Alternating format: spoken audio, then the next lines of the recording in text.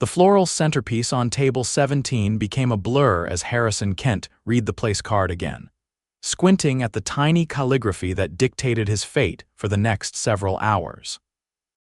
He was seated beside someone named Whitney Morgan, a name that meant nothing to him, despite priding himself on remembering everyone who mattered in his extensive network. As the mastermind behind Kent Construction, the largest luxury development firm on the East Coast, Harrison was accustomed to controlling every variable in his environment. Random seating at his college roommate's wedding wasn't part of his plan. "Excuse me, is this 17?" A soft voice interrupted his thoughts. Harrison looked up from the offensive place card to find a woman in a dusty blue dress standing across the table. Her dark hair fell in loose waves past her shoulders, and she carried a vintage camera that seemed at odds with her formal attire. "Yes, it is," Harrison replied, suddenly aware that he'd been scowling. He smoothed his expression into something more appropriate for a wedding. "Harrison Kent, Whitney Morgan," she smiled, setting her camera carefully on the table. "The wedding photographer's assistant. And apparently your dinner companion." Harrison stood as Whitney took her seat, his manners kicking in automatically despite his surprise. "You're working the wedding?" "Not exactly." Whitney adjusted her place setting. "I'm doing this as a favor for my friend Ellie. She's the actual photographer, but she needed a second shooter for candids during dinner. I'm off duty during the reception though, hence the assigned seat." "I see." Harrison nodded, taking his own seat again. His phone vibrated in his pocket, but for once he ignored it. "So you're a photographer?" Whitney shook her head. "Elementary school art teacher by day, photographer by passion. This is just a side gig." "An art teacher," Harrison repeated, studying her with new interest. His world was filled with business associates, investment bankers, and real estate tycoons, people who measured success in portfolio values and profit margins. Whitney Morgan existed in an entirely different universe. "Don't sound so surprised," Whitney laughed. "Someone has to teach finger painting to future CEOs. I'm not surprised, just—" Harrison searched for the right word. "Refreshed."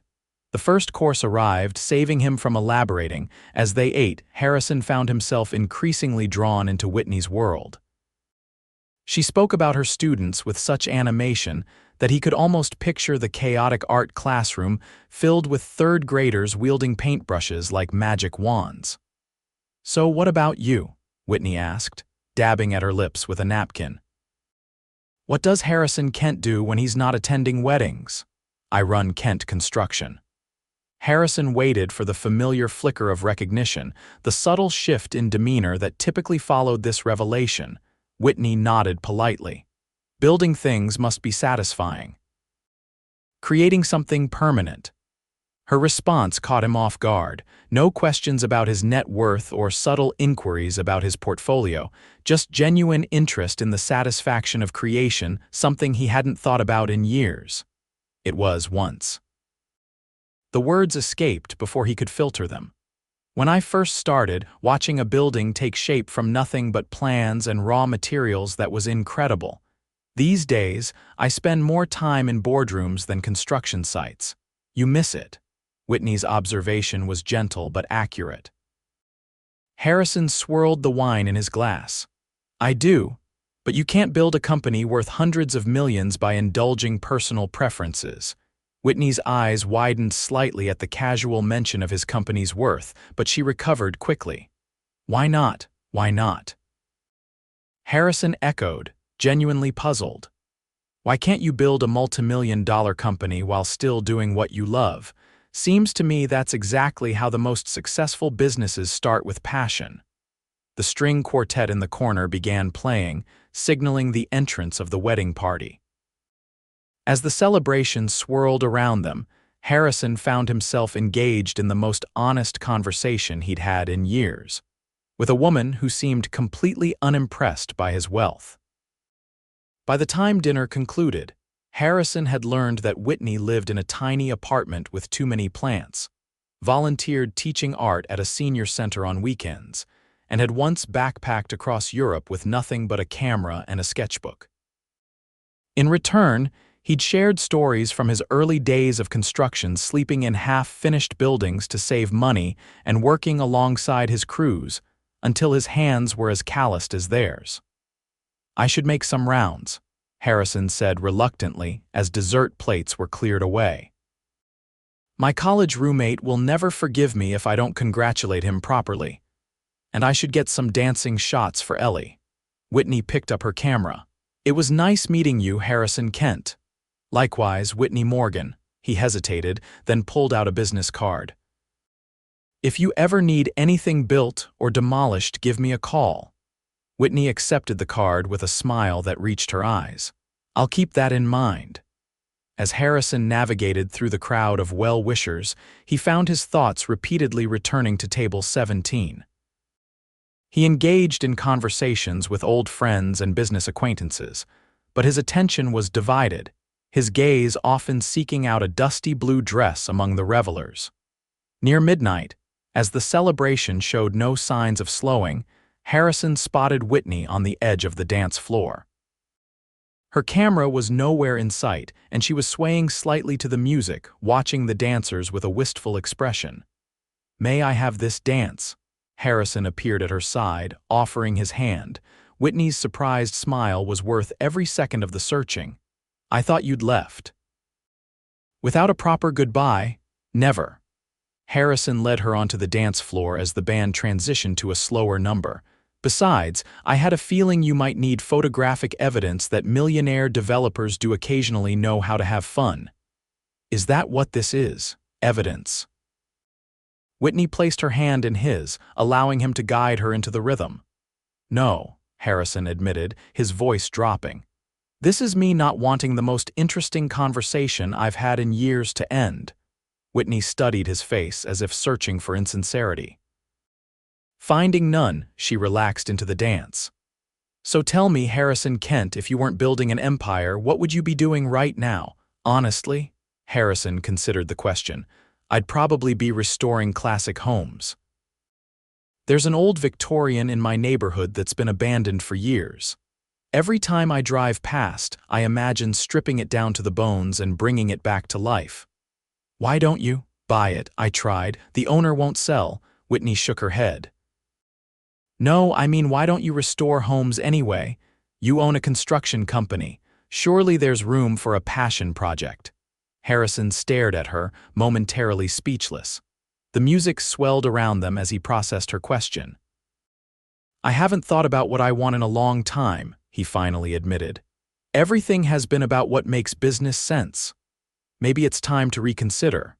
Whitney's eyes held no judgment, only gentle challenge. As the song ended, Harrison didn't release her hand. "Have dinner with me tomorrow." "That's very direct." "I'm a direct person," Whitney hesitated. "I don't date clients." "I wasn't aware I'd hired you." "You haven't," she acknowledged. "But I get the feeling Harrison Kent is used to getting what he wants. I'm not sure that works for me." Harrison respected her caution. "Fair enough. How about this? I'll come to your next senior center art class. If you still think I'm just a rich guy used to getting his way after watching me attempt watercolors with arthritic octogenarians, then I'll concede defeat."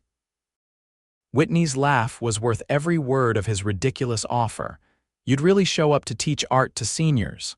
"I'd really show up to see you again," Harrison corrected. "The art lesson would be a bonus." Whitney took out her phone. "Sunday at 2 p.m., the Golden Years Center on Maple Street. Wear clothes you don't mind ruining." Harrison entered the information into his calendar, feeling more exhilarated than he had after any business deal. "It's a date." "It's an art class," Whitney corrected with a small smile. "We'll see about the date after." Sunday arrived with uncharacteristic nervousness for Harrison. He replaced his usual tailored suit with jeans and a simple Henley clothes he typically reserved for rare weekends at his lake house. As promised, they weren't items he would miss if permanently stained. The Golden Years Center was housed in a renovated church, its stained glass windows casting colorful patterns across the worn wooden floors. Harrison arrived 15 minutes early, surveying the space with a developer's eye. The building had good bones but needed significant updates to its accessibility features and HVAC system. You actually came. Whitney's voice pulled him from his mental renovation plans. She wore paint-splattered overalls over a simple t-shirt, her hair pulled back in a messy bun that somehow looked more appealing than any sophisticated updo he'd seen at charity galas. I said I would. Harrison gestured to his casual attire. I even dressed appropriately. Whitney nodded approvingly. You'll fit right in. Help me set up the tables. For the next hour and a half, Harrison found himself in an entirely new world.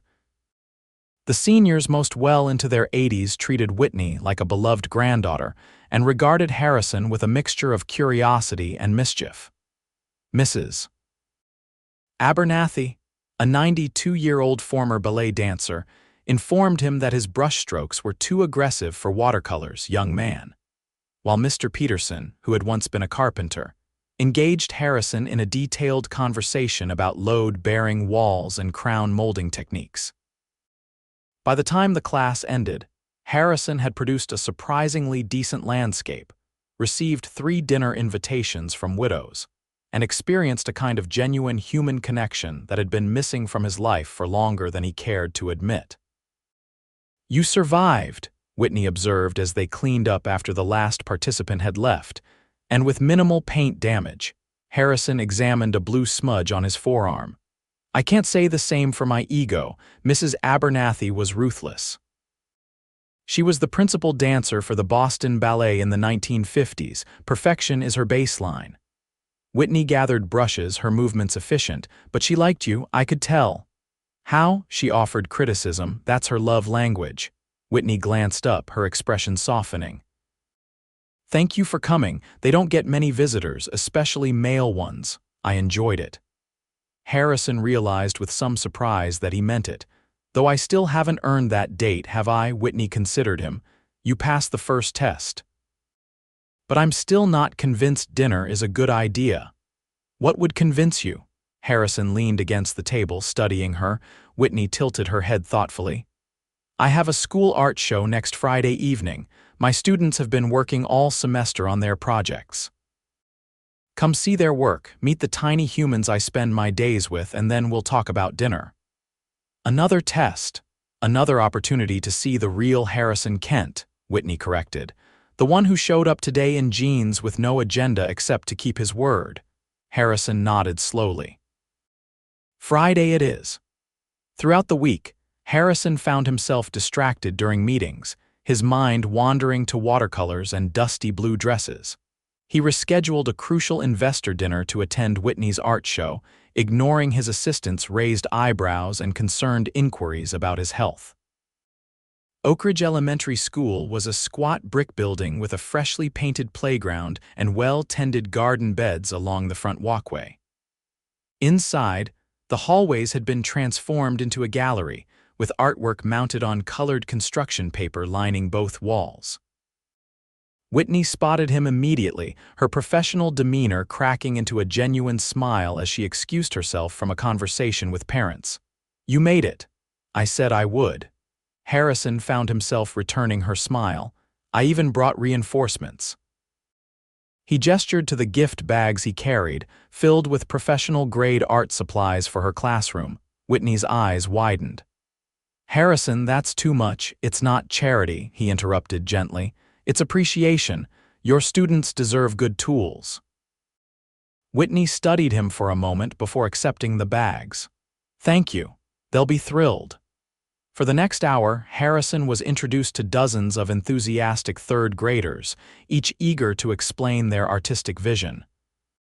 He listened attentively as children described dinosaur landscapes and family portraits with the seriousness of gallery curators.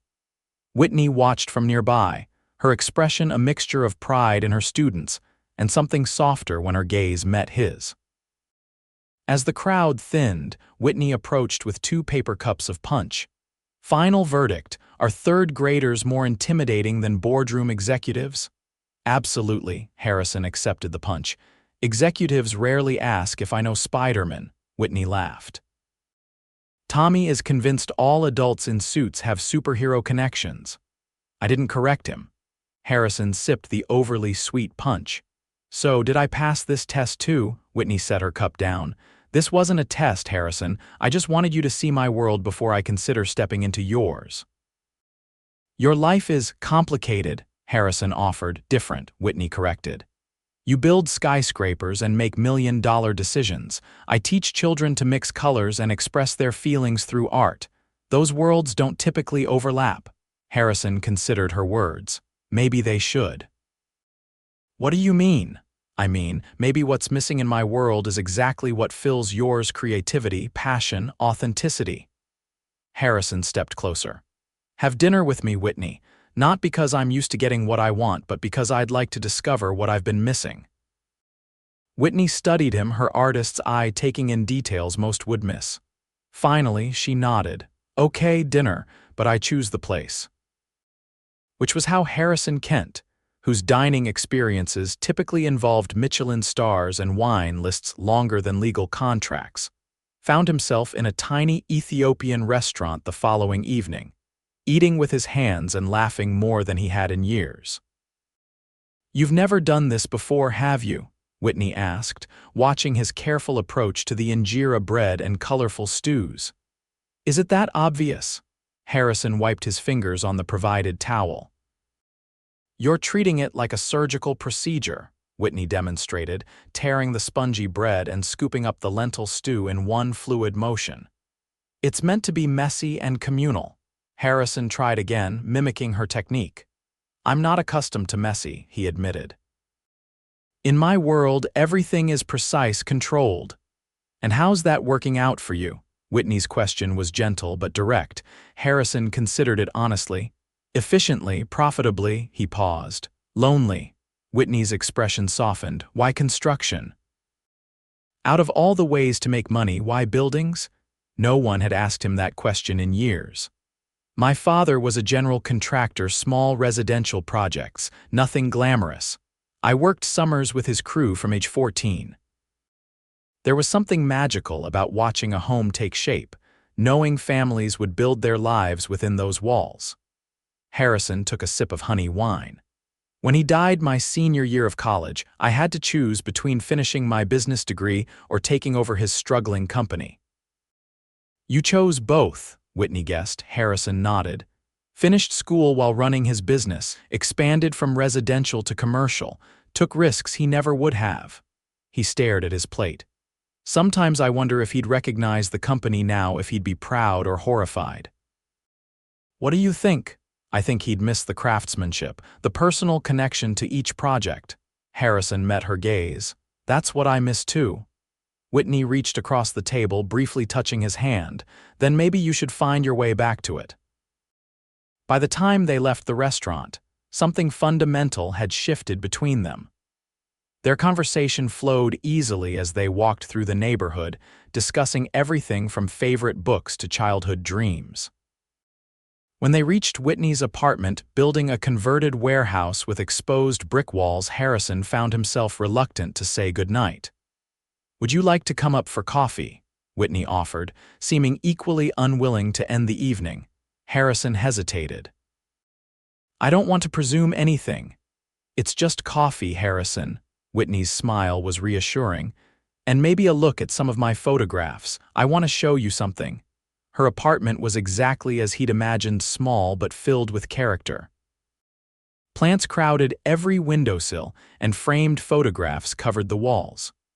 But what caught Harrison's attention was the large drafting table positioned to catch the morning light, covered with sketches and watercolors. You're more than a photographer, he observed, examining the detailed renderings.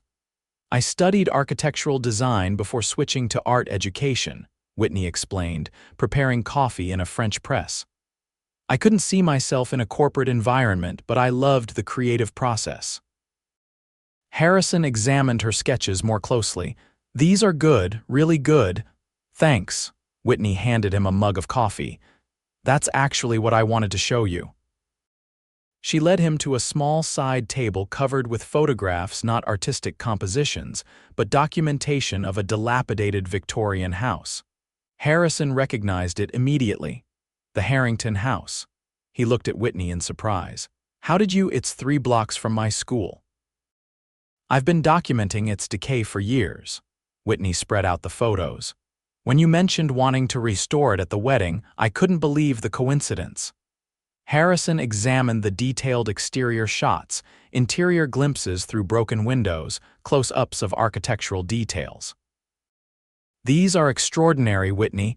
You've captured exactly what makes it special. I also have this.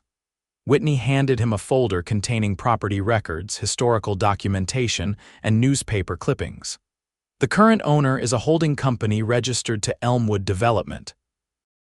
They bought it 8 years ago but haven't done anything with it.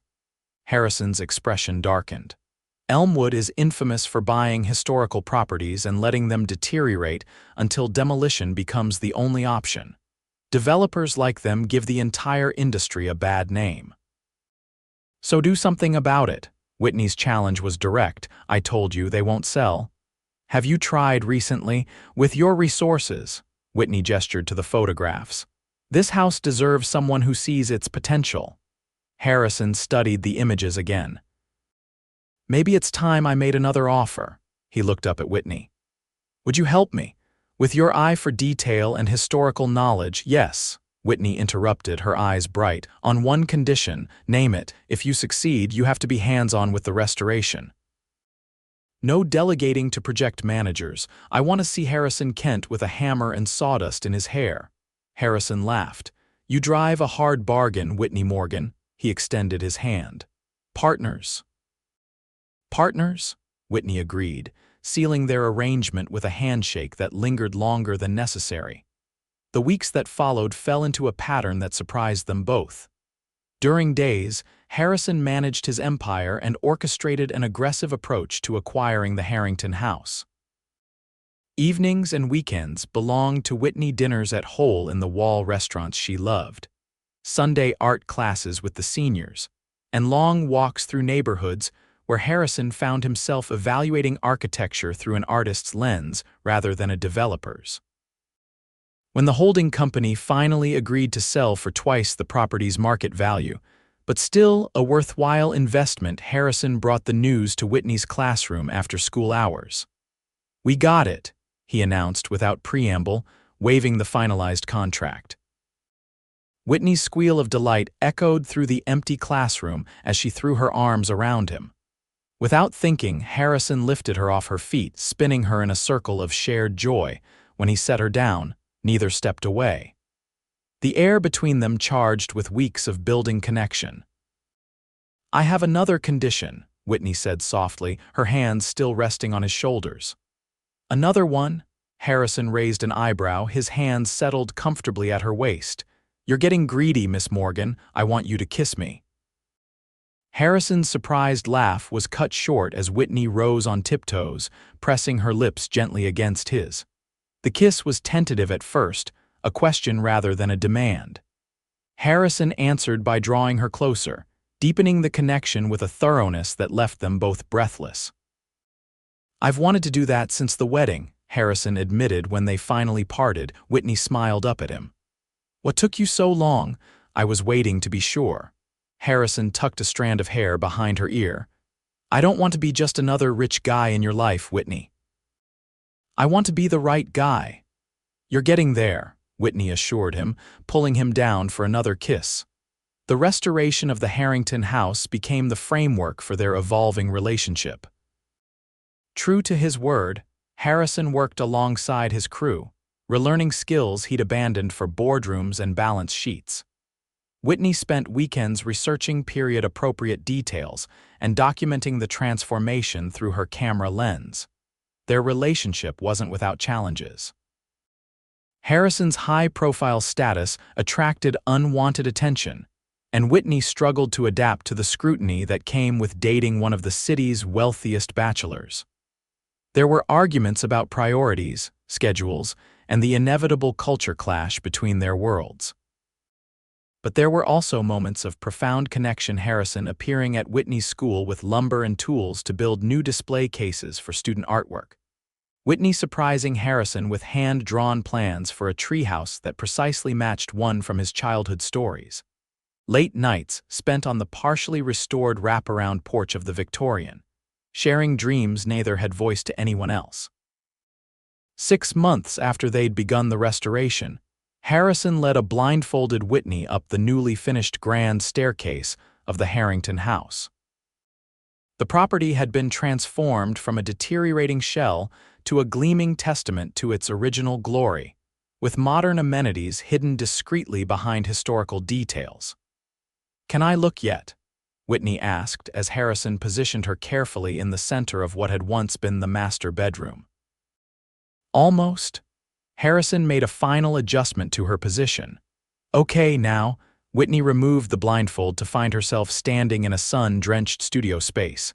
Skylights had been added to the roof, flooding the room with natural light. A professional drafting table occupied one corner, while photography equipment and easels filled another. Built-in shelves held art supplies, and a comfortable reading nook was nestled beneath a bay window overlooking the garden. Harrison. Whitney turned slowly, taking in every detail. "What is this? Your space?" Harrison watched her reaction nervously. "I thought since you helped design so much of the house, you should have a place that's entirely yours within it." Whitney's eyes widened as his implication became clear. "Are you asking me to move in with you?" "I'm asking you to build a life with me." Harrison took her hands. "I love you, Whitney Morgan. These past 6 months have taught me what was missing in my world, not just art or creativity, but purpose, connection. You," Whitney blinked rapidly against tears. "I love you too." "But Harrison, this is your house, your restoration project." "It never was." Harrison led her to the window where they could see the entire property. "From the moment we started, this has been our project, our vision. I just provided the funding and some of the muscle." He turned to face her fully. "I don't want to live here without you." Whitney studied his face, seeing the vulnerability beneath the confident exterior. "Are you sure about this, about us? Our worlds are still very different. They're not as different as we thought." Harrison gestured to the house around them. "This is the perfect blend of both solid business investment meets artistic vision, practical meets beautiful." He smiled. "Like us." Whitney's answer came in the form of a kiss that contained all the certainty Harrison could hope for.